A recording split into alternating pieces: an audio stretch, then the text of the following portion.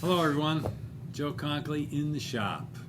Today we are going to look at some instruments that we call as-is, A-S-I-S.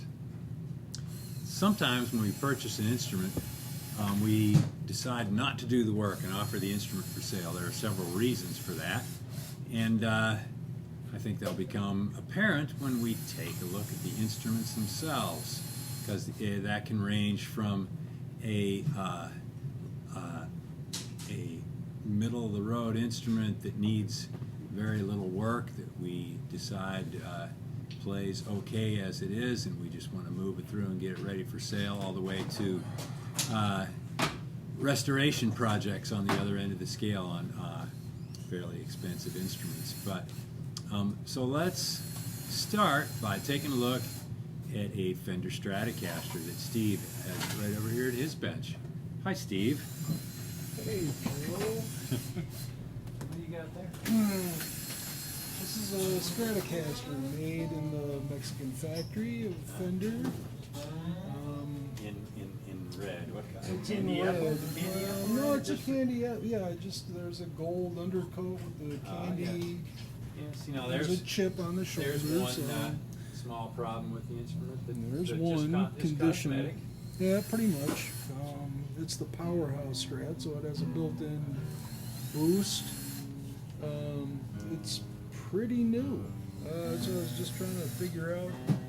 It's mostly like a little fretware. The action's a little high, but it's here, and everything works. The controls could be cleaned and set up. It could be done, and it'd be just a totally reasonable player to take out there and gig with. Yep. So this would be a good instrument, say, if you were knew how to do fretwork and setup yourself, or if you had your guy that could do that for you, and you could get the instrument for a lower price and do the work yourself, or have your friend do the work yourself. Or also, if you're the type of player that just wants to pick it up and rock out and does not need the perfect setup, it can deal with a little bit of fretwear. This instrument is quite playable, it's just not perfectly playable.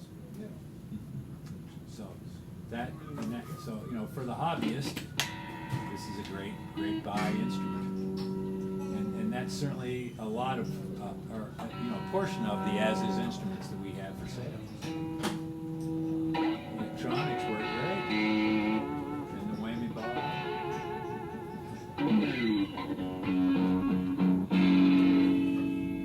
So it's got the power boost and then a master tone with the bypass, which is nice.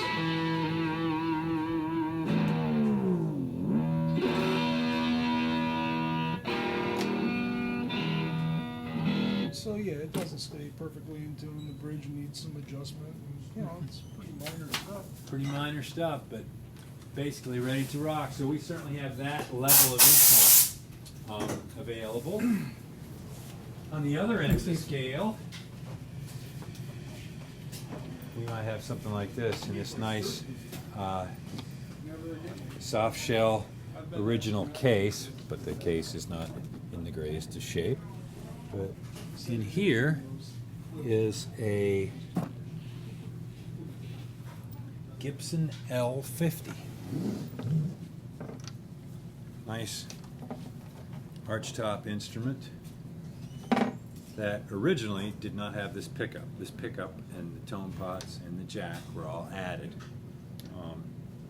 But this instrument needs a little more work. Let me detail that for you. For starters, the jack's quite loose here, but it's got this interesting old style screw-on jack with the cord that goes with it. And as you see me screwing it on here, you might guess what one of the problems is with the electronics is, wow, it's a little difficult to get. I had this on here a second ago. Oh, there we go. Now it's on there. But just to plug it in, I got nothing. There, you can hear. Definitely the jack and the wiring to the jack needs to be redone and cleaned. potentiometers need to be cleaned. But it's got these really interesting, super small, old school knobs on it. But all that stuff was added to the guitar. So let's continue to take a look at what work this project would need. We start at the top. You can see there's one tuner button missing and one about to be completely missing.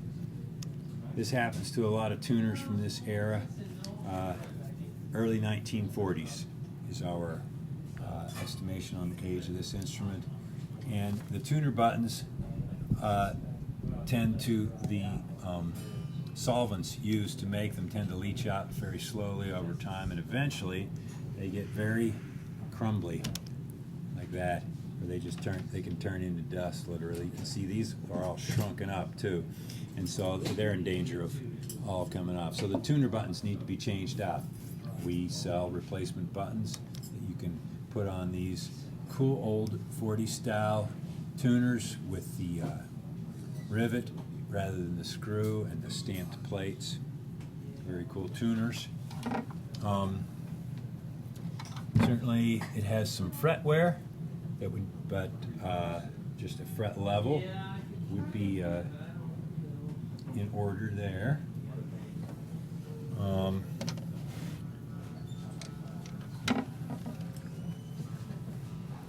Probably the biggest repair is this open back seam. You can see it is wide open.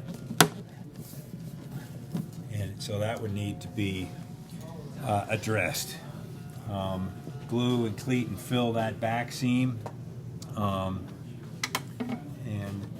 tuner buttons, fret dress, and take care of the electronics, probably. If you wanted to. If you wanted to, yeah. One other thing that we ought to look at, I don't know if we can see this on camera very easily, but these electronics were added later. We noted on our original estimate that there was some, boy, this is going to be super hard to see. I can barely see it myself. I don't think we can see it on camera here. But there are two tone bars. There's a brace running right here. Two tone bars running, and they run right here. So when this cavity was made to put the pickup in, both of those tone bars were cut through. So that is an alteration that needs to be. Well, we just want to let people know what's going on there. It's got a really nice Brazilian rosewood original bridge, though, that is still fit to the top pretty well. So there is another project, and an as-is. You know, like I said, we have that range of as-is stuff. What kind of level of knowledge do people need for some of these? For the Stratocaster, very basic knowledge. Like I said, it doesn't. You could, as Steve demonstrated, you could pick it up and play right there without doing any repair work to it.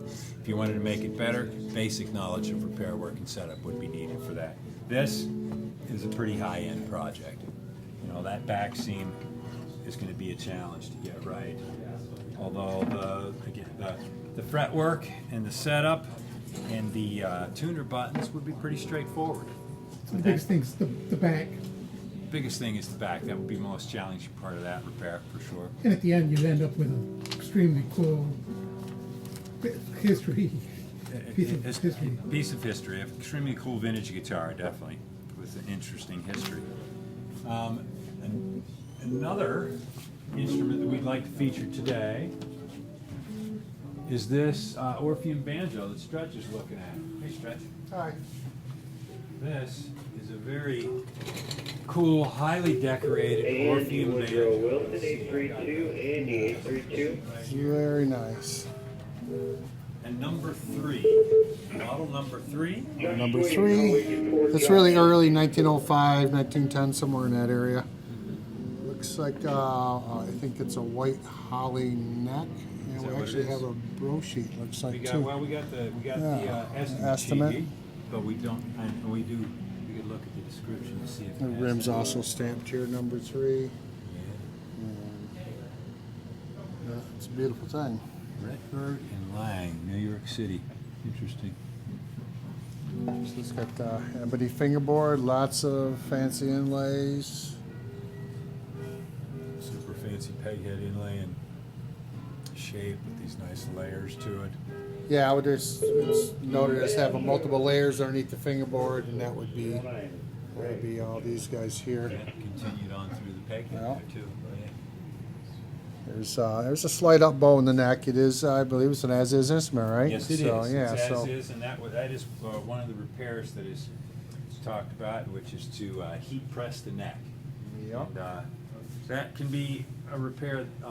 A lot of people have heard the term and not really sure what it is, but basically what you would do is you would get the neck set up in a clamping setup, which could be a fairly complicated jig or a really simple thing Right, right. on your bench. So the neck's pulling up this way from string and tension. you got a bow like this, Mhm. and you typically want, you want it a lot straighter, so it's just a very slight bow. Right. And to do that, you got to counteract that bow. Basically, you put some shims here, and then clamp in the middle with a heat bar across the top. And then that'll kind of force it into a back bow. Then you heat it, and these multiple layers here of all these glue joints and stuff, they will warm up and allow the neck to come back. You let it cool, and it turns out pretty nice. And Yeah. this doesn't have a truss rod, so how long it's going to last if you string it up with medium steel strings, it's questionable. But Yeah. right now it has nylon strings, but you do have a high action with a very low, a 1/2-inch bridge, it looks like at best. So, and so regards to that, when you straighten out the neck, it'll bring the action down a little bit to where it'd be okay with this bridge, 1/2-inch. But But you may want a 5/8 bridge. And so we recommended on our estimate here that it also needed a dowel stick dowel reset. stick reset. Yeah. Oh, look, it's got pearl buttons too, solid pearl buttons.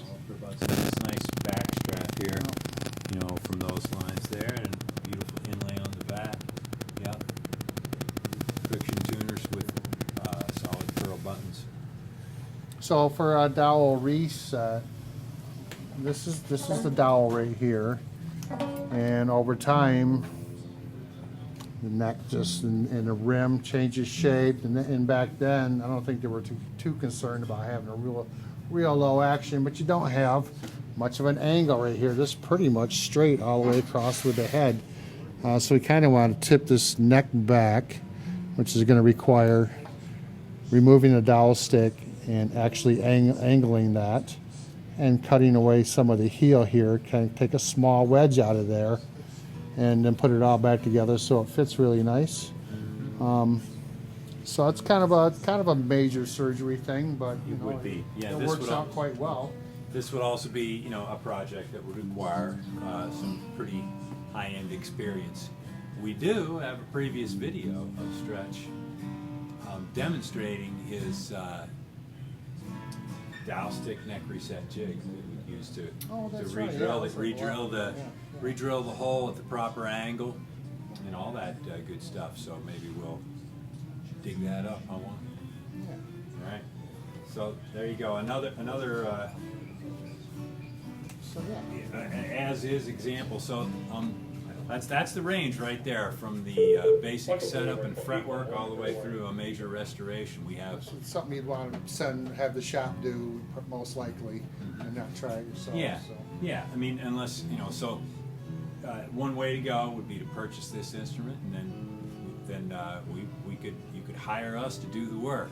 Or if you have a repair person in your area that you'd rather have do the work, that would be a good option too. Or if you're a repair person yourself, purchase the instrument, do the work yourself, and sell it, resell it. So that's usually what we're looking at with these as-is instruments. The variety of possibilities, and the opportunity to get a really cool instrument for a bargain price. There you go. As-is instruments, elderly instruments. There will be an email coming out real soon featuring some of our as-is instruments and some new prices on them. So keep an eye out for that. And if you are interested in any of our as-is instruments and want to know some details about what the work would take and how much it would cost, any of those things, feel free to give the repair shop a call and we can tell you all about it. All right, everybody, thanks a lot for tuning in the shop. Like and share us on Facebook, and we'll see you in a couple of weeks.